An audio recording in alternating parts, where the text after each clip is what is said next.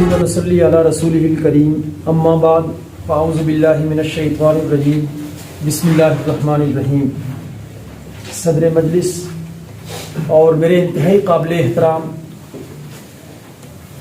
جائزہ پاس احباب، آج ہم یہاں پر اسٹڈی سرکل کلاس کے موضوعات کے اوپر ڈسکشن کے لیے جمع ہوئے، اور اس میں جو 5 موضوعات زیر بحث آئے اس میں پارٹی کے بنیادی نظریات اور سماجی تشکیل کے حوالے سے جو تقاضے بنتے ہیں اس کے اوپر ہم نے ڈسکشن کی۔ تو میرے قابل احترام احباب، اس میں ہمیں سب سے اہم بات جس کو پیش نظر رکھنی چاہیے کہ ہم وی آر ریفارمرز، ہم معاشرے کے اندر ریڈیکل چینج کے لیے اسٹرگل کر رہے ہیں۔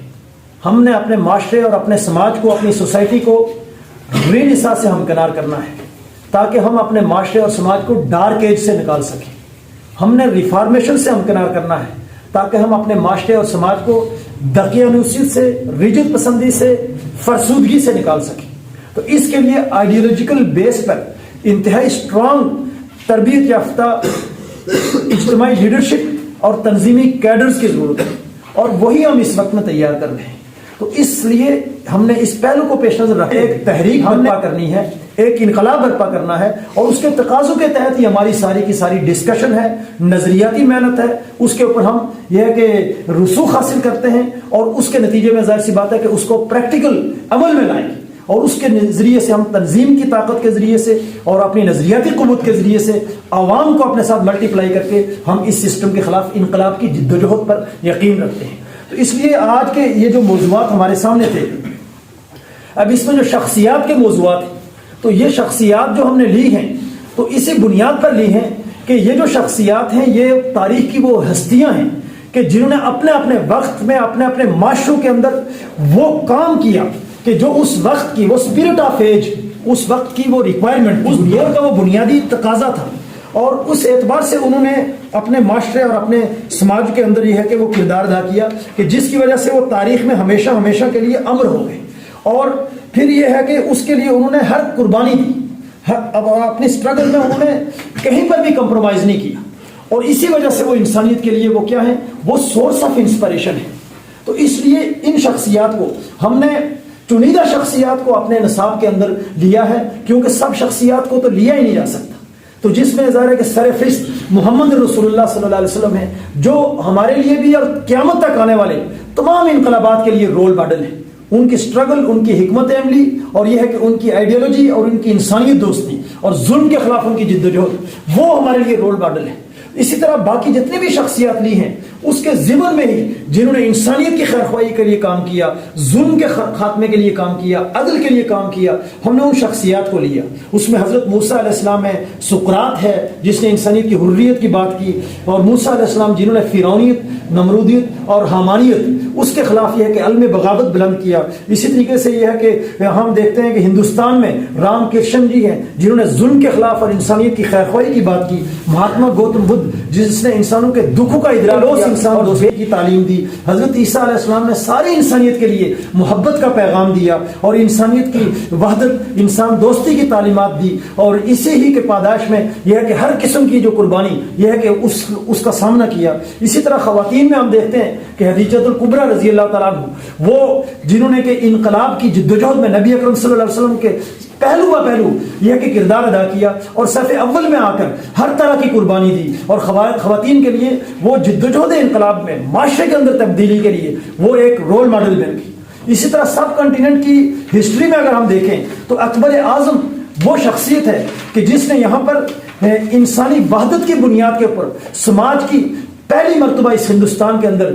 جو ہے سیکولر بنیادوں پر تشکیل دی، جس کے نتیجے میں کل ہندوستان وحدت انسانیت سے ہمکنار ہوا۔ اسی طریقے سے ہم دیکھتے ہیں کہ کارل مارکس جس نے کہ مشین ایج کے اندر سرمایداری نظام کے اندر ایکسپلائٹیشن کی بنیاد کو تلاش کیا، اس کو ایکسپوز کیا، اور سوشلزم کی آئیڈیالوجی، سائنٹیفک سوشلزم کو پیش کیا، اور انسانیت کو، محنت کشوں کو، کسانوں کو، مزدوروں کو ظلم اور استحصال کے خلاف انقلاب کا نظریہ دیا، اور اس کے نتیجے میں دنیا کے اندر انقلابات برپا ہوئے۔ اسی طرح ہندوستان کے اندر ہم دیکھتے ہیں کہ ولی اللہ تحریک یہ اس کا ایک کوآپریٹو طبقہ تھا، اس کے جو لیڈر ہیں سر سید احمد خان، جنہوں نے یہاں پر آزاد فکری، حریت فکر، روشن خیالی، خرد افروزی کو فروغ دیا، اور یہ کہ مسلمانوں کو اور یہاں کے عوام کو جدیدیت کی طرف روشناس کرایا کہ اس کے بغیر مشین ایج کے اندر ہم یہ کہ سروائیو نہیں کر سکتے. تو یہ بہت بڑی ان کی کنٹریبیوشن تھی اپنے دور کے اندر. شیخ الہند محمود حسن، جنہوں نے یہاں پر آزادی اور حریت کی تحریک کو نئے دور کے تقاضوں کے مطابق پروان چڑھایا، اور 1920 میں جب مالٹا سے واپس آئے تو عدم تشدد کے اصول پر سیاسی جدوجہد کے ذریعے ہندوستان کی آزادی کا وہ فریم ورک پیش کیا، جس کو بعد میں کانگریس نے بھی اور باقی سب جماعتوں نے یہاں پر فالو کیا. کا ایک بہت بڑا کردار ہے. اسی طرح جو ولی اللہ تحریک کے کوآپریٹو دھڑے کے جو اگلے دور کے لیڈر تھے قائد اعظم محمد علی جناح اور علامہ اقبال، انہوں نے یہ ہے کہ یہاں پر ہندوستان میں جب انگریزوں کی ریشہ دوانیوں کے نتیجے میں، اس کی پیدا کردہ مذہبی منافقت کے نتیجے میں یہ نوشتہ دیوار ہو گیا کہ سب کنٹیننٹ نے تقسیم ہونا ہے، تو پاکستان کہ اس وادی سندھ کی تہذیب کے حامل خطے، پاکستان جس کو کہا جاتا ہے، جو ہمارا وطن ہے، یہ جو خطہ، اس کو یہ ہے کہ انہوں نے بنیاد بنا کر تو یہاں پر یہ ہے کہ لیڈرشپ فراہم کی، اور اس بنیاد پر ظاہر سی بات ہے کہ وہ یہاں پر انہوں نے جو اگلے دور کے لیے ویژن دیا. ہم قائد اعظم کی اگر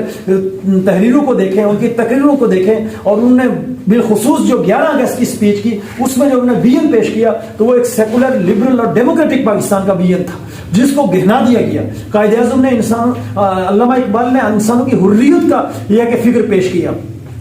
محنت کشوں اور غریبوں کو اٹھانے کی بات کی ہے. تو یہ ساری کی ساری چیزیں جو ظاہر سی بات ہے کہ ان بانیان نے پاکستان کے لیے اڈاپٹ کی تھی، اور جو ان کا ویژن تھا، بعد میں یہاں پر جو سسٹم مسلط ہوا، گماشتہ سرمایہ داری نظام، امریکی سامراجیت، انہوں نے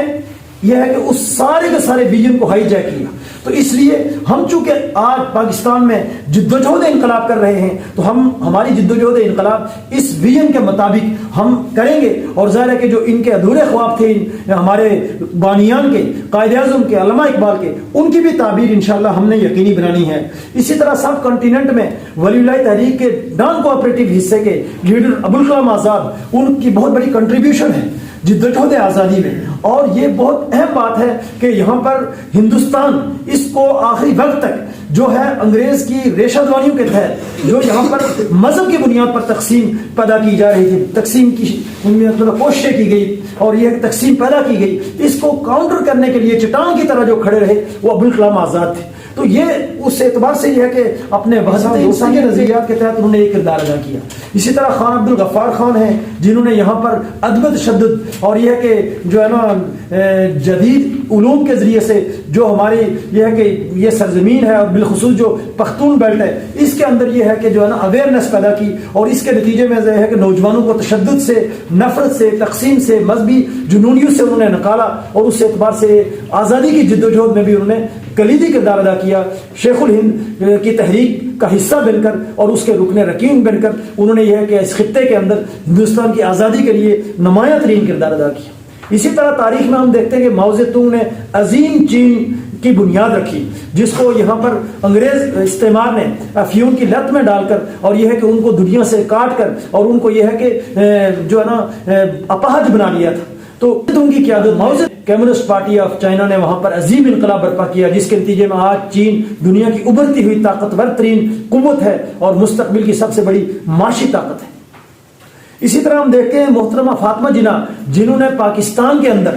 ڈکٹیٹرشپ کے خلاف، آمریت کے خلاف جمہوریت کی جدوجہد کی اور عوام کی خلق خدا کی حکمرانی کی آواز اٹھائی، اور اسی کی پاداش میں ان کو قتل کر دیا گیا. اور ان کی یہ جو جدوجہد تھی پاکستان میں جمہوریت کے لیے، آمریت کے خلاف، یہ قائد اعظم کے ویژن کے مطابق تھی کہ پاکستان کو ہم نے ایک ڈیموکریٹک پاکستان بنانا ہے. اس اعتبار سے بلا شبہ ان کی جدوجہد پاکستان کے اندر یہ ہے کہ سماج کے اندر انقلاب کے لیے، تبدیلی کے لیے، جمہوریت کے لیے کام کرنے والی خواتین کے لیے بالخصوص اور تمام لوگوں کے لیے، پاکستان کے عوام کے لیے وہ ایک اپنے اندر انسپریشن رکھتی ہے. اس طرح جمال عبد الناصر کو اگر ہم دیکھیں تو عرب دنیا کے اندر وہ واحد لیڈر ہیں، اولین لیڈر ہیں، جنہوں نے کہ عرب دنیا کے اندر سامراجیت کے خلاف، استعماریت کے خلاف، سرمایداریت کے خلاف یہ ہے کہ عرب نیشنلزم کی بنیاد پر سوشلسٹ انقلاب نہ صرف کیا عرب ورلڈ کے لیے بلکہ عالمی اسلام کے لیے وہ سورس آف انسپریشن بنے. اور پھر یہ کہ انہوں نے مذہب کے اندر بھی ریفارمز لاتے ہوئے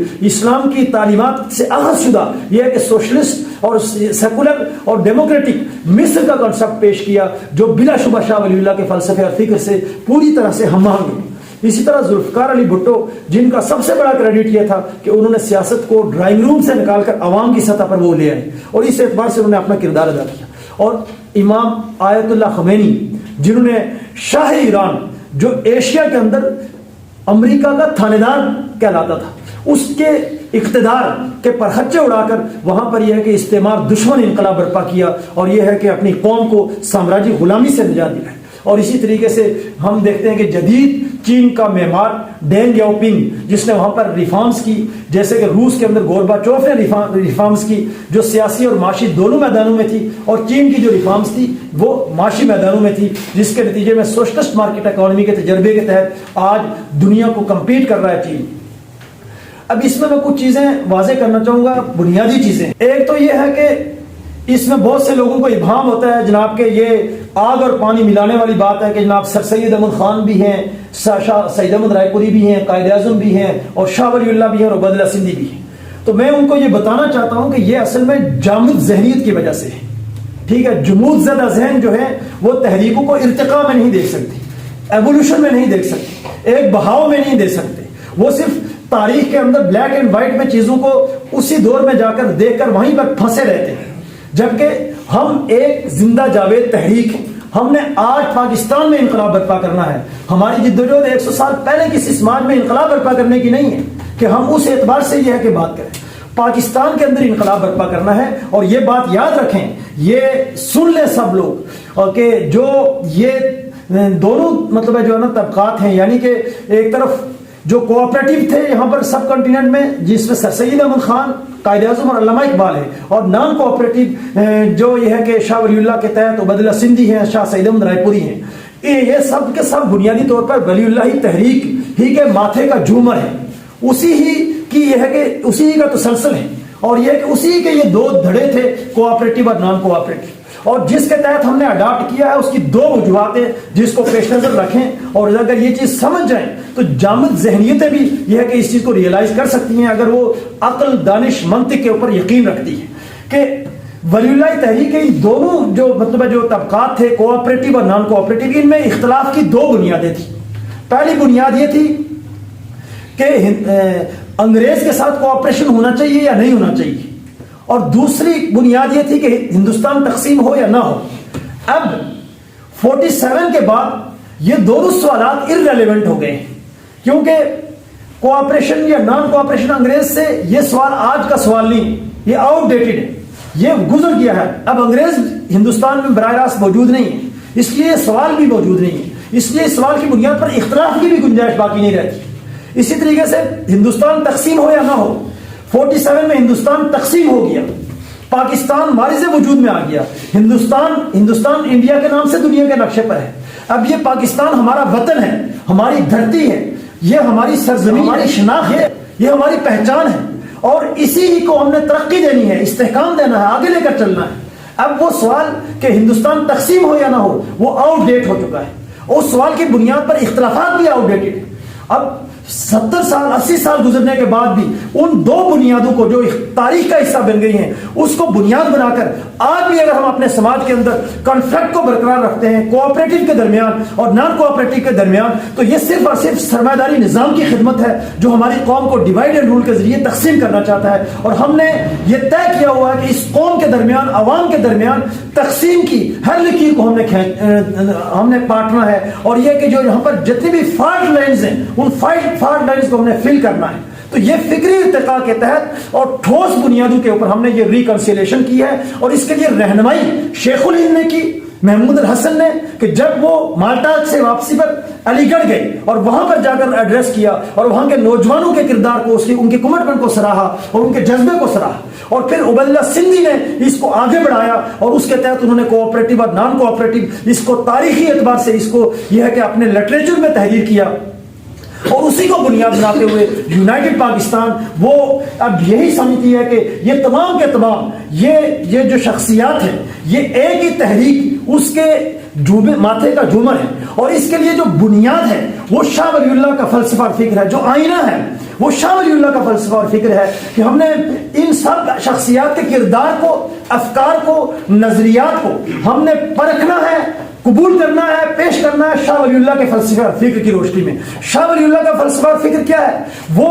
वहदत का फलसफा है, ठीक है, वो यूनिटी ऑफ बीइंग का फलसफा है, वो वहदत इंसानियत का फलसफा है, और उसकी बुनियाद पर माशरती तश्कील, समाजी तश्कील के नजरियात क्या हैं? वो अकॉर्डिंग टू उबैदुल्लाह सिंधी वो सोशलिज्म है, वो नेशनलिज्म है, वो जमहूरियत है, वो कौमी जमहूरियत है, ठीक है, और वो ये है कि सेकुलरिज्म है। तो अब ये जो 5 नजरियात हैं, हमने ये देखना कि इन नजरियात से इन तमाम शख्सियात जो कोऑपरेटिव है स्पेशली, इनके कौन कौन से अफकार और ख्यालात हम मांगे, जो हम मांगे उसमें वो हमारे लिए जाहिर सी बात है कि वो यह है कि काबिल कद्र हैं, और उस बुनियाद पर जाहिर सी बात है कि हम उनको यह है कि इस सिलेबस में जगह दी है कि उनका ये किरदार है, और जहां कहीं कमी बेशी है जाहिर है कि उसमें हम उस चीज को सरफे नजर करेंगे। वो हमारा मौजू नहीं है, क्योंकि हमने अपने माशरे और समाज में एक तहरीक पैदा करनी है, एक इनकलाब बर्पा करना है। तो जो रिफॉर्मर्स होते हैं माशरे के, जिन्होंने माशरे की जड़ों को बदलना होता है, जिन्होंने माशरे के अंदर फिक्री इनकलाब बर्पा करना होता है, वो अपनी तारीख उसके अंदर से यह है कि रहनुमाई लेकर माशरे के लिए वहदत का सामान पैदा करते हैं, इंटीग्रेशन का सामान पैदा करते हैं, तकसीम को परवान नहीं चढ़ाते। इसलिए वो जामद जहनियतें सुन लें कि वो कभी भी उस जुबून ज़दा ज़हनियत के साथ जितना मर्जी इंटेलेक्चुअल बन जाए, जितना मर्जी फलसफे बिगाड़ ले, जितना मर्जी यह है कि लॉजिक और मंतिक की बात कर ले, लेकिन पाकिस्तान की ग्राउंड रियलिटीज, मारूजियत, समाजी तकाजे उसके मुताबिक जब तक अपने आप को यह है कि अडॉप्ट, अपने आप को यह है कि अकोमोडेट नहीं करेंगे, अपने आप को उसके मुताबिक यह है कि डिवेल्प नहीं करेंगे, और उसके मुताबिक यह है कि फलसफे और फिक्र को जमीन पर नहीं लेकर आएंगे, माशरे में इनकलाब, तब्दीली, चेंजिंग मुमकिन नहीं है। तो इसलिए इस पहलू को पेश नजर रखना चाहिए, क्योंकि ये हमारे माशरे में ये हकीकत यही है कि इस कॉन्फ्लिक्ट को बहुत बढ़ाया गया है और लोग इसको नहीं समझ पा रहे। लेकिन ये आने वाला वक्त बताएगा कि पाकिस्तान के 22 करोड़ आवाम की फिक्री वहदत के लिए यूनाइटेड पाकिस्तान का उठाया गया ये कदम कितना गहरा दूररस नतायज का हामिल है, और इसके नतीजे में यह है कि यहाँ पर कितनी गहरी जुड़त यहाँ के आवाम के अंदर पैदा होगी। और इसी तरीके से शख्सियात में जो एक और अहम शख्सियत है, तो शाह सईद अहमद रायपुरी कौन है? शाह सईद अहमद रायपुरी बुनियादी तौर पर वो शख्सियत है कि जिन्होंने पाकिस्तान में शाह वलीउल्लाह के फलसफे और फिक्र की बुनियाद पर इमाम इनकलाब उबैदुल्लाह सिंधी की तशरीहात और ताबीरात को इमाम इनकलाब उबैदुल्लाह सिंधी के अहम तरीन शागिर्द हबीबुर रहमान रायपुरी उनसे सीखकर, उनसे तरबियत पाकर, उनसे दस्तरस हासिल करके पाकिस्तान के नौजवानों में उसको फरोग दिया, और पाकिस्तान की सरजमीन पर वो पहले शख्स है 47 के बाद वो पहले दाई इनकलाब हैं जिन्होंने पाकिस्तान के करिया करिया, गली गली, मोहल्ला मोहल्ला और यह कि शहर शहर जाकर उन्होंने अपनी सारी जिंदगी सफर करके शाह वलीउल्लाह के फलसफे और फिक्र पर यहाँ पर सेकुलर, सोशलिस्ट, नेशनलिस्ट, डेमोक्रेटिक और नेशनल डेमोक्रेटिक इनकलाब की दावत दी और नौजवानों को उससे मुतारफ कराया, रोशनास कराया। तो पाकिस्तान के दाई इनकलाब, अव्वलीन दाई इनकलाब वो शाह सईद अहमद रायपुरी है, इसलिए वो हमारे सोर्स ऑफ इंस्पिरेशन है। और यूनाइटेड पाकिस्तान की मरकजी लीडरशिप, और मैं बजाते खुद बराह रास्त उनसे तरबियत याफ्ता हूँ, और उन्हीं से हमने ये आइडियोलॉजी ली है, उन्हीं से हमने इमाम इनकलाब उबैदुल्लाह सिंधी रहमतुल्लाह अलैह की तालीमात, तशरीहात और ये सारे के सारे नजरियात लिए हैं। और मैं इस नजरियाती कैडर की मौजूदगी में ये है कि जो है ना आपको गवाह बनाकर ये कहता हूं कि इंशाअल्लाह हम ही वो होंगे, यूनाइटेड पाकिस्तान के उलुल अज़्म नौजवान ही वो नौजवान होंगे, वो तंजीमी ताकत के हामिल नौजवान होंगे, वो कुव्वत होगी पाकिस्तान के अंदर जो शाह वलीउल्लाह के फलसफे और फिक्र की बुनियाद पर सेकुलर, सोशलिस्ट, नेशनलिस्ट, डेमोक्रेटिक और नेशनल डेमोक्रेटिक इनकलाब बर्पा करेगी, जिसके अंदर रूह के तौर पर इंसानियत की 4 बुनियादी अखलाकी कदरें जो तमाम मज़ाहिब में कामिल हैं, पाकिज़गी, फैयाज़ी, कमिटमेंट और अदालत, वो बतौर रूह के कारफरमा होंगी। ये इनकलाब अजीम शान हम ही इस प्लेटफॉर्म से बर्पा करके शाह सईद अहमद रायपुरी की जो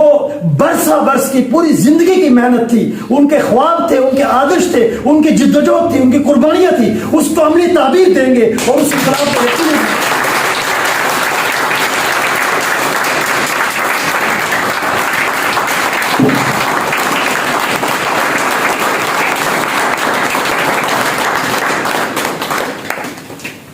شاہ ولی اللہ کی بنیاد پر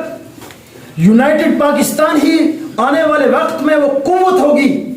وہ پارٹی ہوگی، وہ انقلابی طاقت ہوگی جو اس سرزمین پر عظیم سیکولر سوشلسٹ انقلاب کا سورج طلوع کرے گی۔ اور میں اس پلیٹ فارم کی وساطت سے پاکستان کے اندر جتنے بھی کشمیر کے اندر جو شاہ ولی اللہ کے فلسفے اور فکر سے مونوس لوگ ہیں، بکھرے ہوئے ہیں، ٹکڑوں میں ہیں، گروہوں میں ہیں، ان کو دعوت فکر دیتا ہوں کہ اگر حقیقی معنوں میں شاہ ولی اللہ کے فلسفے اور فکر کے ساتھ آپ کی کمٹمنٹ ہے تو واحد انقلابی نظریاتی پارٹی جس کی تشکیل ہے، جس کا دستور ہے، جس کے ادارے ہیں، جس کی تحت لیڈرشپ ہے، جس کی آل پاکستان آرگنائزیشن ہے، اس کا دست و بازو بنے تاکہ آپ کی طاقت ضائع نہ ہو اور اس انقلاب کے اس سیل نما کے اندر آپ کا کردار بھی ہو۔ ورنہ یاد رکھے آج کے اجتماع کی وساطت سے میں یہ کہنا چاہوں گا کہ ایک وقت آئے گا کہ یونائٹڈ پاکستان شاہ ولی اللہ کے فلسفے اور فکر پر انقلاب کا سیل نما ملے گی، تب آپ کفے ملنے کے سوا کچھ نہیں کر سکیں گے۔ اور اس وقت اگر آپ آئیں گے بھی آپ کو انگلی پکڑ کر چلنا پڑے گا۔ آج وقت ہے سچائی کے اس پلیٹ فارم کو جوائن کریں جس سے کسی نہ کسی درجے میں آپ کو مناسبت ہے، ورنہ یہ گروہیتیں، یہ 1.5 انچ کی مسجدیں، یہ ہے کہ بکھرے ہوئے افراد یہ یاد رکھیں کہ گم کردہ راہ ہو جائیں گے اور یہ تاریخ کے کوڑے دان میں چلے جائیں گے۔ یونائٹڈ پاکستان واحد یکتا پارٹی ہے، اور یاد رکھیں تاریخ کا یہی سبق ہے کہ کسی بھی معاشرے کے اندر، کسی بھی سماج کے اندر ایک واحد انقلابی فورس ہی ہوتی ہے جو انقلاب برپا کرتی ہے، جو سماج کے لیے بائنڈنگ فورس بنتی ہے، جو اس کو نظریاتی فکری وحدت سے ہمارے پاکستان کی سرزمین پر وہ واحد جماعت یونائٹڈ پاکستان ہے۔ صرف دعویٰ نہیں ہے بلکہ پریکٹیکل یہ ہے کہ دنیا کے سامنے یہ جماعت اپنی آرگنائزیشن شکل میں، اپنی ایکٹیویٹیز کی صورت میں، اپنی ادارہ جاتی صورت میں اب وہ موجود ہے، ایگزسٹ کر رہی ہے۔ تو اس لیے جو اس خطے کے اندر شاہ سید احمد رائے پوری نے برسہ برس کام کیا، اپنی عمر اس میں کھپا دی، یہاں پر ولی اللہ تحریک اسلاف نے کام کیا، اس دھرتی پر خود بذات خود عبید اللہ سندھی نے کام کیا، ان کے شاگردوں نے کام کیا، وہ انس رکھتے ہیں، محبت رکھتے ہیں، وہ شاہ ولی اللہ کے فلسفہ فکر، ولی اللہ تحریک اور عبید اللہ سندھی ان کے ساتھ ان کی عقیدت ہے، نظریاتی ایک جڑت ہے، لیکن سب منتشر ہیں، بکھرے ہوئے ہیں۔ آج تک ان کو کوئی منظم اجتماعیت نہیں مل سکی، پلیٹ فارم نہیں مل سکا، تنظیم نہیں مل سکی، اجتماعی لیڈرشپ نہیں مل سکی، اور اس کی تعمیر وہ خود بھی بدقسمتی سے نہیں کر سکے۔ لیکن یونائٹڈ پاکستان کے نوجوان جنہوں نے شاہ سید احمد رائے پوری سے تربیت حاصل کی اور دن رات محنت کر کے آج پاکستان کی سرزمین پر اس جماعت کو کھڑا کیا ہے جو آنے والے وقت میں بڑھتی ہی چلی جائے گی، اور جس کی قوت یہ ہے کہ وہ بڑھتی ہی چلی جائے گی۔ اس جماعت کو پیدا کیا، اس کو کھڑا کیا اور اس کو طاقتور بنایا، اور اس کو مزید انشاءاللہ ہم اسٹرینتھن بنائیں گے۔ تو یہ وہ پلیٹ فارم اب ان تمام لوگوں کے لیے امید کا مرکز ہے، امید کا محور ہے کہ وہ آئیں اور اس پلیٹ فارم کا دست و بازو بنیں، تاکہ آپ کی جو عقیدت ہے، آپ کی جو نظریاتی الفت ہے، آپ کا جو انس ہے، وہ عملی تعبیر میں ڈھلے، اور اس کے نتیجے میں جو یہاں پر ہمارے اسلاف نے، شاہ ولی اللہ اور ان کی ولی اللہ تحریک نے، امام انقلاب عبید اللہ سندھی نے، شاہ سید احمد رائے پوری نے، شیخ الہند محمود حسن نے، خان عبد الغفار خان نے، اور پھر اسی طریقے سے ابوالکلام آزاد نے، اور بانیان پاکستان میں سر سید احمد خان نے، قائد اعظم نے، اور علامہ اقبال نے جو ویژن دیکھا تھا، جو خواب دیکھا تھا، جو جدوجہد کی تھی، اور جو یہ ہے کہ ان کے آدرش تھے، اس کے مطابق پاکستان کی تشکیل نو کے لیے اپنا کردار ادا کرے۔ کیونکہ ہم یہ سمجھتے ہیں کہ پاکستان جس کو قائد اعظم نے یہاں کے عوام کے لیے بنایا تھا، یہاں کے عوام کے لیے انہوں نے اس کو ڈیموکریٹک اور لبرل پاکستان کے طور پر، سوشلسٹ پاکستان کے طور پر اس کا مستقبل دیکھا تھا۔ قائد اعظم نے یہاں پر انسانوں کی حریت کی بات کی تھی، سلطانیت جمہور کی بات کی تھی، قائد اعظم کے آدرشوں کے اوپر، علامہ اقبال کے ویژن کے اوپر، اور یہ ہے کہ ان بزرگوں کے اخوال کے اوپر، سر سید احمد خان کی عقلیت کے اوپر، ان کی روشن خیالی اور خطہ افروزی کے اوپر یہاں پر ایک مٹھی بھر طبقہ قابض ہے، چند سرمایہ دار، چند جاگیردار، چند کرپٹ بیوروکریٹ اور چند کرپٹ جرنیل اور چند کرپٹ ججز اور زرد صحافت کے یہ ہے کہ ستون، یہ سب مل کر یہاں پاکستان جو قائد اعظم کا پاکستان تھا، علامہ اقبال کا پاکستان تھا، جو 22 کروڑ عوام کے لیے تھا، اس پاکستان کے اوپر قابض ہیں۔ تو ہم نے یہ فیصلہ کرنا ہے، جو ہم ان اسلاف کے وارث ہیں، جو ہم شاہ ولی اللہ کے وارث ہیں، ہم عبید اللہ سندھی کے وارث ہیں، ہم شیخ الہند کے وارث ہیں، ہم خان عبد الغفار خان کے وارث ہیں، ہم ابوالکلام آزاد کے وارث ہیں، ہم علامہ اقبال کے وارث ہیں، ہم قائد اعظم کے وارث ہیں، ہم شاہ سید احمد رائے پوری کے बारिश है। हम इन अजीम असलाफ के विरासत के तहत हम ये कसम उठाते हैं कि इनकी विरासत को जिंदा रखते हुए इनके ख्वाबों की ताबीर को पाकिस्तान की सरजमीन पर शाह वलीउल्लाह के फलसफे और फिक्र की बुनियाद पर सोशलिस्ट इनकलाब के जरिए यकीनी बनाएंगे।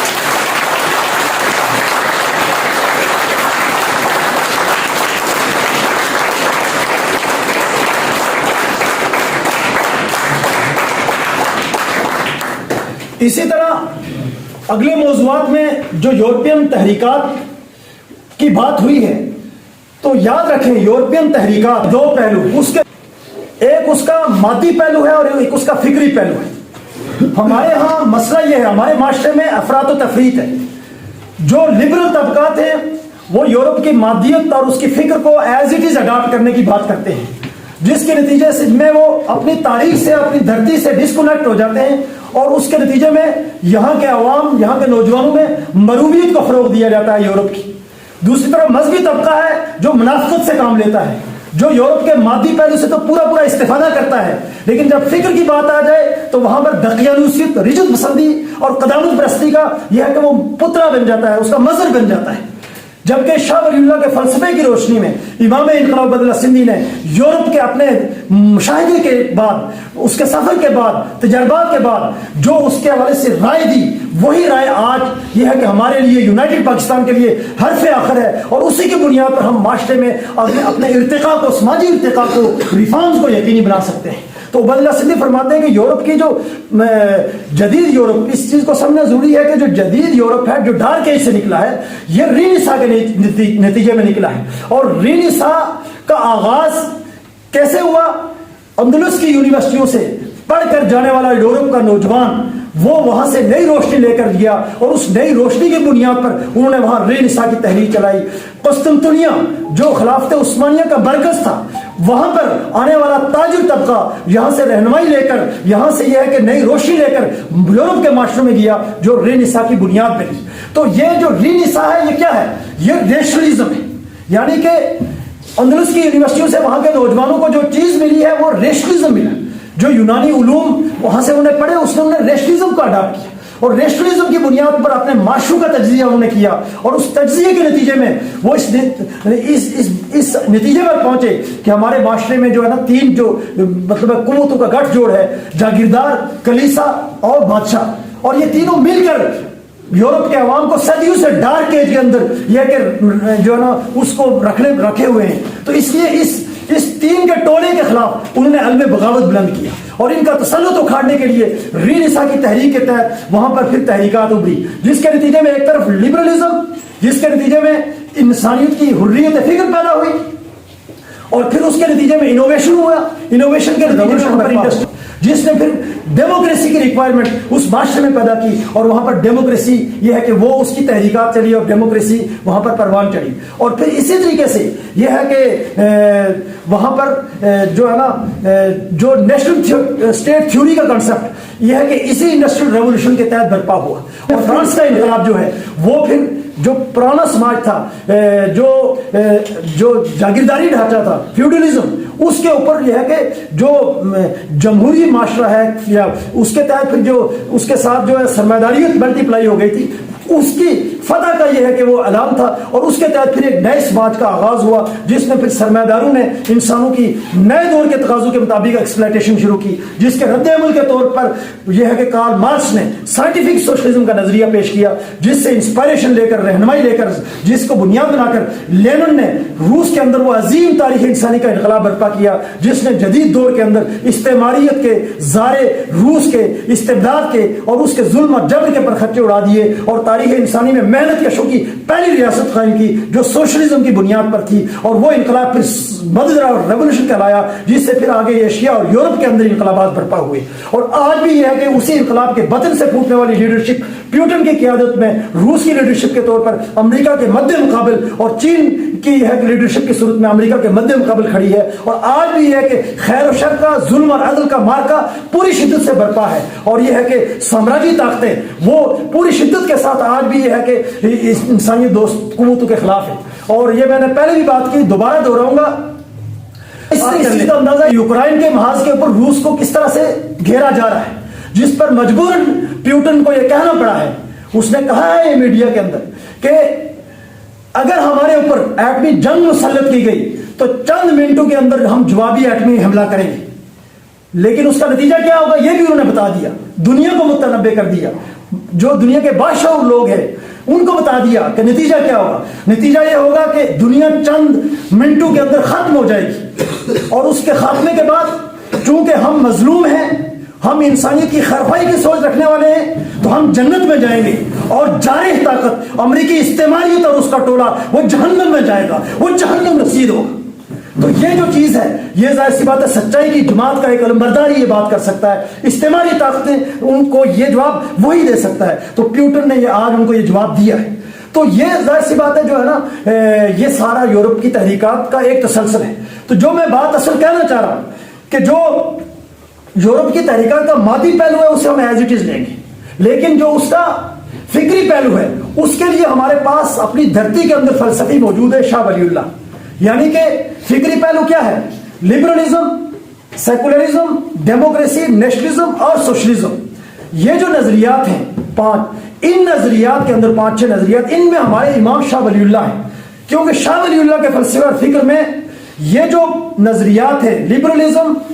سیکولرزم، ڈیموکریسی، نیشنلزم اور یہ کہ سوشلزم، اور اسی میں پھر یہ کہ انکلوڈ ہو جاتا ہے قومی جمہوریت، نیشنل ڈیموکریسی، یہ جو 6 نظریات ہیں ان نظریات کی جو اسپرٹ ہے وہ اسپرٹ آئیڈیل درجے میں شاہ ولی اللہ کے فلسفے اور فکر میں مربوط انداز میں موجود ہے۔ تو اس لیے شاہ ولی اللہ ہمارے فلسفی ہیں، اور اس فلسفے سے یہ جو آئیڈیالوجی ڈیولپ ہوئی ہے اور جس کو یہ ٹرمنالوجیز یہ ہے کہ اڈاپٹ دی گئی ہیں، یہ ہمارے امام انقلاب عبد اللہ سندھی نے دی۔ جب انڈسٹریل ریولوشن کے تحت یہ جدید اصلاحات کل انسانیت نے اڈاپٹ کر لی، تو اس دور کے تقاضے کے مطابق ان جدید اصطلاحات کو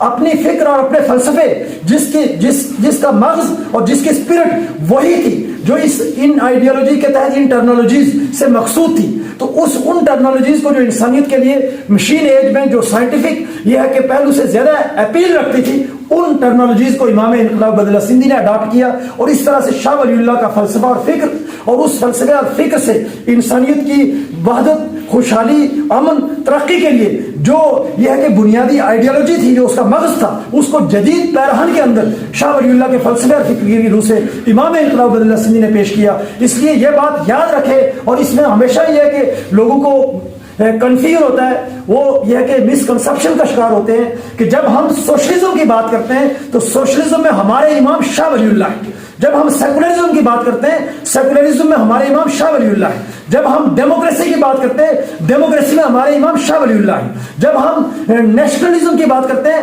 نیشنلزم میں ہمارے امام شاہ ولی اللہ ہیں، اور جب ہم نیشنل ڈیموکریسی کی بات کرتے ہیں تو نیشنل ڈیموکریسی کے اندر بھی ہمارے امام شاہ ولی اللہ ہیں۔ تو یہ جتنے بھی نظریات ہیں secularism, socialism, liberalism, nationalism, democracy اور نیشنل ڈیموکریسی، یہ تمام نظریات اس کا جو مغز ہے، اس کی جو اسپرٹ ہے شاہ ولی اللہ کی آئیڈیالوجی میں وحدت انسانیت کی بنیاد پر موجود ہے، اور اس وحدت انسانیت کی اس آئیڈیالوجی کو آج کی پولیٹیکل سائنس کی ٹرمنالوجیز،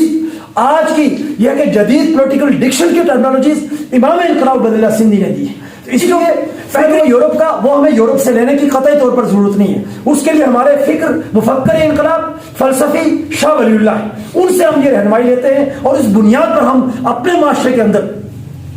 یورپ سے زیادہ جدید ترین معاشرے کی تشکیل کے لیے جدوجہد کر رہے ہیں۔ وہ معاشرہ جو کہ یورپ کے مالی ایکسپیریمنٹ اس کی بنیاد پر اس کو اڈاپٹ کرتے ہوئے اس کے انڈسٹریلزم کو، اس کے ملٹریزم کو، یعنی اس کی ادارہ جاتی تشکیل کو، تنظیم کو، ٹھیک ہے، انسٹیٹیوشنز کو، اس کو اڈاپٹ کرتے ہوئے فکری اور فلسفیانہ اعتبار سے یہ انقلاب جو ہے، یہ اسٹرگل، یہ جدوجہد، یہ شاہ ولی اللہ کے فلسفے اور فکر کی روح سے سیکولرزم، سوشلزم، نیشنلزم، ڈیموکریسی اور نیشنل ڈیموکریسی کی آئیڈیالوجی اس سے یہ ہے کہ اس موسوم ہے، اور اس کی بنیاد پر ہم معاشرے اور سماج کے اندر یہ کہ انقلاب کی جو جدوجہد کریں گے، یہ یورپ اور دنیا کے تمام انقلابات سے یہ زیادہ جدید ترین ہوگا، ایڈوانس ہوگا، اور ساری انسانیت کے لیے یہ سورس آف انسپریشن ہوگا۔ اسی طریقے سے امام انقلاب عبد اللہ سندھی نے یورپین معاشرت اختیار کرنے کی بات کی ہے، تو یاد رکھیں یہ بات بھی بالکل کلیئر ہونی چاہیے کہ یورپین معاشرت کے ہم قائل ہیں، لیکن اس سے مراد کیا ہے؟ اس سے مراد ہے یورپین معاشرت کے 2 اجزاء ہیں، ایک ہے سائنٹیفک اپروچ، ٹھیک ہے. یورپین معاشرت سائنٹیفک اپروچ کے اوپر قائم ہوئی ہے, ریشنلزم کی بنیاد پر قائم ہوئی ہے. ہم ریشنلزم کو اڈاپٹ کرتے ہیں شاہ ولی اللہ کے فلسفے کی بنیاد پر, امام انقلاب اللہ سندھی کی افکار کی بنیاد پر. ہم ریشنلسٹ ہیں. ریشنلزم کی بنیاد پر سائنٹیفک اپروچ پیدا کرنا, یہ چیز ہی ہمارے معاشرے میں سے جمود کو, دقیانوسیت کو, ریجت کو اور یہ ہے کہ قدامت کو یہ ہے کہ کھرچ کر نکالے گی. اگر ہم اپنے معاشرے سے تاریکی کو, یہ ہے کہ مذہب کے نام پر فرسودگی کو, اور یہ ہے کہ سچے دین کے نام پر ظلم کے پیروکاروں کو یہاں سے ہم اگر دیش نکالا دینا چاہتے ہیں, اپنے معاشرے اور اپنے سماج کو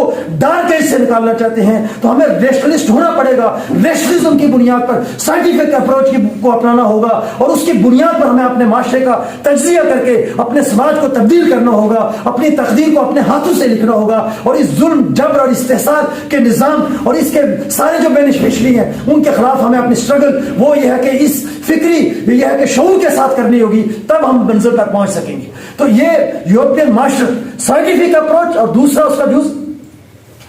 اپنی ثقافتوں کو انڈسٹریلزم کے تقاضوں سے ہم آہنگ کرنا. ٹھیک ہے, انڈسٹریلزم کے تقاضوں سے ہم آہنگ کیے بغیر ہم یہ ہے کہ آج کی دنیا میں سروائیو نہیں کر سکتے. یورپ کے اندر جو ثقافت ہے وہ ثقافت وہاں کے انڈسٹریل ریولوشن کا لازمی تقاضا ہے. تو انڈسٹریل ریولوشن جہاں پر بھی برپا ہوگا, اس ریولوشن کے مطابق آلات اور اوزار کے بدلنے کے مطابق ثقافت کو اڈاپٹ کرنا, ثقافت کو اختیار کرنا, یہ انسانی سماج کی بنیادی ضرورت ہے کہ اس کے بغیر وہ سماج ایز اے ہول ترقی نہیں کر سکتا, ایز اے ہول آگے نہیں بڑھ سکتا. اور جس سماج کے اندر سماجی سطح کے اوپر, ثقافتی سطح کے اوپر ریجت رہے, وہ ذہنی اور فکری طور پر جتنا بھی ہے کہ بلند نہنگ دعوے کر لے, وہ اپنے آخری نتیجے کے اندر وہ سماج, اس کا دانشور, اس کا انقلابی نام نہاد اور اس کے لیڈر, سیاستدان, وہ سب کے سب آخری تجزیے میں وہ ریجت پسند ہوتے ہیں. وہ اپنی شخصیت کے بت پرستی کرواتے ہیں لوگوں سے, اس کے گرد مقدس احاطہ قائم کرواتے ہیں, اور لوگوں کو ذہنی اور فکری طور پر غلام رکھ کر انسانیت میں ظلم اور استحصال اس کو جواز بخشتے ہیں. اس لیے اگر معاشرے سے ظلم کو, جبر کو, استحصال کو مٹانا ہے تو اپنے دور کے تقاضوں کے مطابق, آج کے انڈسٹریلزم کے تقاضوں کے مطابق ثقافت کو اختیار کر کے عام انداز اختیار کرنا ہوگا, عام عوام میں گل مل کر کردار ادا کرنا ہوگا, عام عوام کی طرح اپنا رہن سہن بنانا ہوگا, تاکہ عوام سمجھے کہ یہ ہمارے اندر سے اٹھنے والے لوگ ہیں, یہ ہم ہی ہیں جو اٹھ کھڑے ہوئے ہیں, اور ہم میں سے ہی, عوام میں سے ہی کوئی مزدور, کوئی کسان, کوئی محنت کش, کوئی طالب علم, وہ آگے بڑھے نظام کے خلاف, سامراجیت کے خلاف کوئی بھی نوجوان وہ انقلاب کی لیڈرشپ کا کردار ادا کر سکتا ہے. تو اس بات کو ہم نے یقین رکھا. اسی طریقے سے سرراجی منشور امام انقلاب سندھی نے 1924 میں ترکی سے جب وہ جلاوطن تھے تو مستقبل کے آزاد ہندوستان کا دستوری خاکہ سرراجی منشور کے عنوان سے پیش کیا. یہ یونائٹڈ پاکستان کی بنیادی دستاویز ہے, اور اس سے مستقبل میں ہندوستان کی قومی تشکیل, ریجنل تشکیل, انٹرنیشنل تشکیل کس آئیڈیالوجی پر ہوگی, تو جس کے نتیجے میں ہم ترقی کر سکتے ہیں, ہم یہ کہ سامراجیت سے, استعماریت سے, استحصال سے بچ سکتے ہیں. تو وہ امام انقلاب اللہ سندھی نے شاہ ولی اللہ کے فلسفے اور فکر کی بنیاد پر اور عہد جدید کے تقاضوں کو سمجھتے ہوئے, یورپ کے سفر کے نتیجے میں روس کے تجربات کو سامنے رکھتے ہوئے, وہ امام انقلاب اللہ سندھی نے اس ساری چیز کو ایڈریس کرتے ہوئے سرراجی منشور کی روشنی میں اپنی قوم کے سامنے, انسانیت کے سامنے رکھا, اور اس میں یہ بتایا کہ آزاد ہندوستان, اور ظاہر ہے کہ یہ چیز آج بھی مطلب جو ہے پینڈنگ ہے, کیونکہ پاکستان کے قیام کے بعد آج تک تشکیل اس کے مطابق نہیں ہوئی, اور اسی کے قریب قائد اعظم کا اور علامہ اقبال کا ویژن تھا. تو اس تشکیل کو ہم نے یقینی بنانا ہے, تو ہمیں قومی تشکیل, یہ جو سرراجی منشور میں دی گئی آئیڈیالوجی ہے, اسی کی بنیاد پر کرنی ہوگی. اور اس میں دیکھیں جو بنیادی طور پر انہوں نے کہا کہ قومی تشکیل میں جو سیاسی اور سماجی تشکیل ہوگی وہ سیکولرزم کی بنیاد پر ہوگی, جو قومی تشکیل ہوگی وہ نیشنلزم کی بنیاد پر ہوگی, اور جو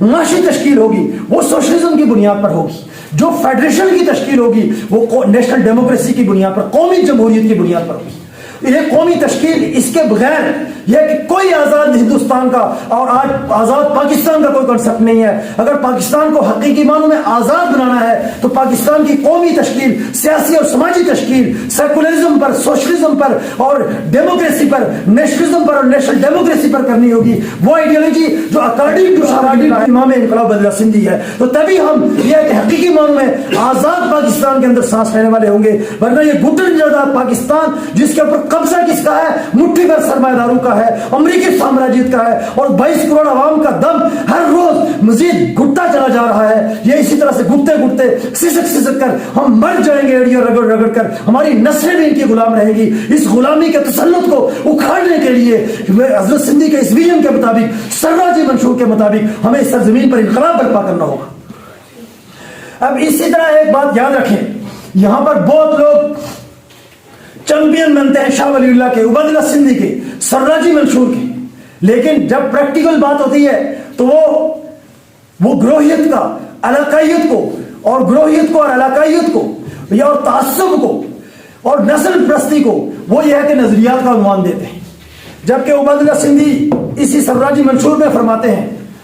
کہ میں کل ہندوستان سے دستبردار ہو سکتا ہوں لیکن شمال مغربی ہند سے دستبردار نہیں ہوگا۔ شمال مغربی ہند کون سا علاقہ ہے؟ موجودہ پاکستان بشمول کشمیر۔ یہ حضرت سندھی کا ویژن تھا۔ حضرت سندھی کے نام کے اوپر نوجوانوں کے ساتھ دجل کرنے والوں کے لیے میں ایک پیغام دینا چاہتا ہوں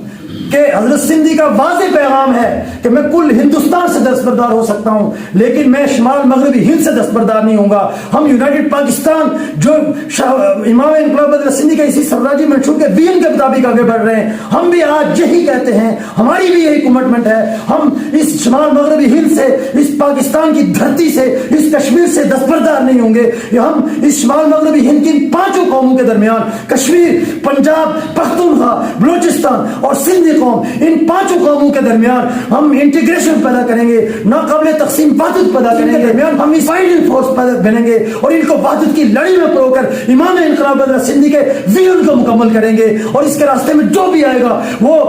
قدموں کی ٹھوکر ہوگا انقلابی قوتوں کی۔ اس کو قطعی طور پر یہ اجازت نہیں دی جائے گی کہ امام انقلاب عبید اللہ سندھی کے خواب کے ساتھ کھلواڑ کرے اور اس سرزمین اور اس دھرتی کو کسی بھی عنوان سے ٹکڑوں میں بانٹے۔ ہم اس دھرتی میں تقسیم کی ہر لکیر کو حرف غلط کی طرح مٹا دیں گے۔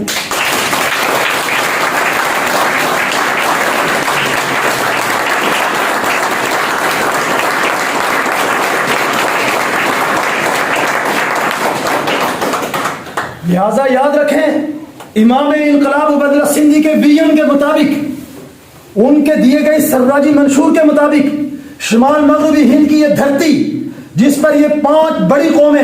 جن کے اندر داخلی تہذیبی اکائیاں ہیں یہ موجود ہیں، کشمیری قوم، پنجابی قوم، سندھی قوم، بلوچی قوم، پختون قوم، ان پانچوں قوموں کے درمیان یونائٹڈ پاکستان بائنڈنگ فورس بن کر ابھرے گی، اور ہم ان قوموں کے درمیان تقسیم کی خلیج اور اسی طرح سے تفریق کی ہر سوچ اس کو مٹا کر ان قوموں کو ناقابل تقسیم وحدت کی لڑائی میں پروئیں گے، جو صرف نہ صرف سیاسی طور پر متحد ہوگی، معاشی طور پر متحد ہوگی، فکری اعتبار سے بھی متحد ہوگی، اور وحدت انسانیت کا بے مثل نمونہ بن کر پوری انسانیت کے لیے، پورے سب کنٹیننٹ کے لیے، پوری دنیا کے لیے وہ سورس آف انسپائریشن بنے گی۔ تو اس کے لیے یہ ضروری ہے کہ ہم اس تھاٹ کے ساتھ کام کریں کہ ہم نے تقسیم کی ہر لکیر کو مٹانا ہے، ہم نے قوموں کی شناخت کو تسلیم کرنا ہے، لیکن قوموں کے درمیان سامراجی قوتوں کی پیدا کی ہوئی بدعنوانیوں کی بنیاد پر تقسیم انسانیت کسی قیمت پر ہم نے قبول نہیں کرنی ہے۔ ہم قوموں کے حق خود اختیاری کو تسلیم کریں گے، ہم قوموں کے وسائل پر تصرف کے ان کے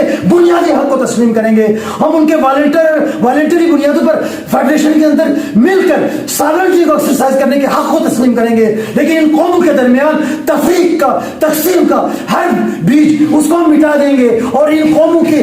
تفریق اور تقسیم کی بنیاد یہ ایکسپلائٹیشن کرنے والا سسٹم، اس سسٹم کو جڑوں سے اکھاڑ کر ان قوموں کے جب شناخت کو، ان کے وسائل پر ان کے حق کو اور ان کے حق حکمرانی کو ہم تسلیم کریں گے تو یقینی طور پر ان قوموں کے درمیان تقسیم کی ہر لکیر مٹ جائے گی، کیونکہ یہ پانچوں قومیں اس سرزمین کے اوپر ہزاروں سال سے آباد ہیں۔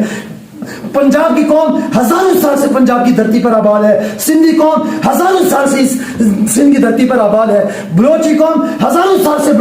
بلوچستان کی دھرتی پر آباد ہے، پختون قوم ہزاروں سال سے پختونخوا کی دھرتی پر آباد ہے، کشمیری قوم بھی اسی طرح ہزاروں سال سے کشمیر کی سرزمین پر آباد ہے۔ ہزاروں سال کی تاریخ تہذیبی ورثہ اور یہ کہ فکری اور ثقافتی اعتبار سے وحدت رکھنے والی یہ قوم ہے، ان کے درمیان انٹیگریشن ہی ان کے ترقی کا، ان کے ارتقاء کا، ان کے روشن مستقبل کا یہ کہ پیغام ہے، اس کی بنیاد بن سکتے ہیں۔ اور ان کے درمیان تقسیم کی ہر سوچ، تفریق کی ہر سوچ ان تمام ان پانچوں قوموں ان کی ترقی کو روکنے اور یہاں پر جو استحصالی طبقہ ہے، جو سامراجی طبقہ ہے، اس کے ہاتھوں کو مضبوط کرنے کا باعث بنے گا۔ تو اس لیے قومی تشکیل ہم اس ویژن پر کریں گے۔ اور یاد رکھیں، اس میں بہت بنیادی بات میں کہوں گا کہ یہ جو نظریات ہیں، سیکولرزم ہے، سوشلزم ہے، نیشنلزم ہے، جمہوریت ہے، قومی جمہوریت ہے، آنے والے وقتوں میں سامراجی قوتیں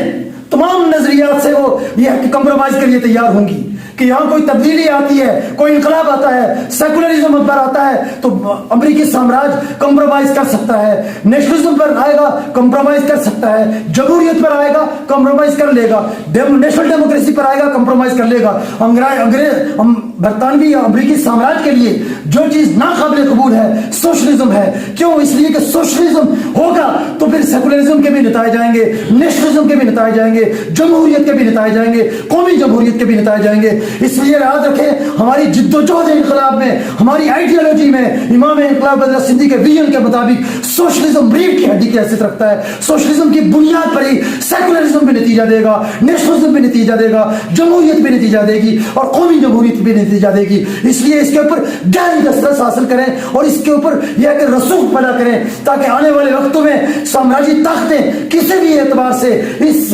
عظیم آئیڈیالوجی اس کے راستے میں رکاوٹ نہ بن سکیں اور نظریاتی طور پر فکری وحدت کی عملی ہماری یہ اجتماعیت شاہ ولی اللہ کے فلسفے اور فکر پر اس عظیم سوشلسٹ انقلاب کے خواب کو یقینی بنا سکے۔ تو ان تقاضوں کو ہمیں مد نظر رکھنا ہوگا اور اس اعتبار سے ہمیں آگے اپنی جو ہے کہ نوجوانوں کی تربیت کرنی ہے۔ ہم نے یہ کہ فکری، ذہنی، شعوری طور پر ان کو یہ احتکار سے ہمکنار کرنا ہے تاکہ ہم جلد از جلد وہ اجتماعیت پیدا کریں جو یہاں پر اس عظیم انقلاب کو برپا کر سکے اور ہم اپنے ریفارمز کو، ان ریڈیکل چینج کو پاکستان کشمیر کے معاشرے اور سماج میں برپا کر کے یہاں پر جدید ترین معاشرہ قائم کر سکیں جو ہمارے عوام کو بھوک، ننگ، غربت، افلاس سے نجات دلائے اور ہمارے عوام یہ ہے کہ وہ امن سے، خوشحالی سے، عدل سے، وحدت سے اور ترقی سے ہمکنار ہوں اور اس کے نتیجے میں اجتماعی طور پر پاکستان کی تمام عوام اور یہاں کی تمام قومیتیں وہ یہ ہے کہ متحد ہو کر ترقی کریں خوشحالی سے۔ ہمارا جو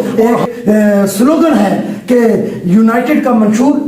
وحدت، عدل، ترقی، جمہور، یہ شرمندہ تعبیر ہو تو وحدت کا مطلب یہی ہے کہ قوم کے اندر انٹیگریشن پیدا ہو، اس خطے کی اقوام کے اندر یونٹی پیدا ہو، تقسیم کی ہر سوچ اور ہر تفریق کی لکیر اس کو ہم مٹا دیں۔ تو وحدت انسانیت یہ ہمارا بنیادی فلسفہ ہے، اسی کے قیام کے لیے ہی یہ ساری آئیڈیالوجی ہے۔ اور عدل، معاشی عدل، اس کے بغیر انسانیت جو ہے وہ وحدت سے ہمکنار نہیں ہو سکتی۔ گویا کہ وحدت انسانیت عدل کے بغیر ممکن نہیں ہے۔ تو عدل کیا ہے؟ عدل سب سے پہلے آپ کو معیشت میں قائم کرنا ہوگا، سیاست میں بھی قائم کرنا ہوگا، ریاست کی سطح پر قائم کرنا ہوگا اور وہ اس آئیڈیالوجی کے ذریعے سے ہوگا کہ وحدت انسانیت قائم کرنے کے لیے عدل قائم کرنا ہے۔ تو عدل جو ہے معیشت میں سوشلزم کے ذریعے قائم ہوگا، ریاست اور سماج میں سیکولرزم کے ذریعے قائم ہوگا اور اسی طریقے سے جو قومی تشکیل میں نیشنلزم کے ذریعے سے قائم ہوگا اور اس کی فیڈریشن کی تشکیل میں قومی جمہوریت کے ذریعے سے قائم ہوگا اور سیاسی نظام کی تشکیل میں جمہوریت کے ذریعے سے قائم ہوگا۔ اس کے علاوہ باقی سب یہ ہے کہ جو ٹائٹلز ہیں وہ محض خوشنما نعرے ہیں، ان کے ذریعے سے اور سب کچھ حاصل ہو سکتا ہے، عدل نہیں حاصل ہوگا اور عدل نہیں ہوگا وحدت انسانیت نہیں پیدا ہوگی۔ جب وحدت انسانیت نہیں ہوگی شیطانوں کا راج ہوگا، سامراجی طاقتوں کا راج ہوگا، انسانیت ٹکڑے ٹکڑے ہوگی اور انسانیت انسانوں کے سامنے ہی سربس وجود ہوگی اور انسانی انسانوں کے اوپر خدا مل کر حکمرانی کریں گے۔ اگر اس چیز کو بدلنا ہے تو ہمیں وحدت انسانیت کے قیام کے لیے عدل کو قائم کرنا ہے۔ عدل کو قائم کرنے کے لیے ہمیں سیاسی، معاشی، معاشرتی، سماجی تشکیل سیکولرزم، نیشنلزم، جمہوریت، قومی جمہوریت اور سوشلزم کی بنیاد پر کرنی ہوگی۔ اس کے بغیر عدل نہیں قائم ہوگا اور جب عدل نہیں قائم ہوگا، وحدت انسانیت نہیں قائم ہوگی تو ترقی جمہور ہی خواب رہے گا۔ ترقی جمہور کے لیے ہمیں یہ تقاضے پورے کرنے ہوں گے۔ اس لیے ہم نے اس چیز کو پیش نظر رکھتے ہوئے اپنی جدوجہد کو آگے بڑھانا ہے کہ ہم اس سلوگن کے پیچھے گہری فلسفیانہ جو تقاضے ہیں ان کے اوپر ہلما کاربند ہوں اور اس جدوجہد کو آگے بڑھائیں۔ یونائٹڈ کا منشور وحدت، عدل، ترقی، جمہور۔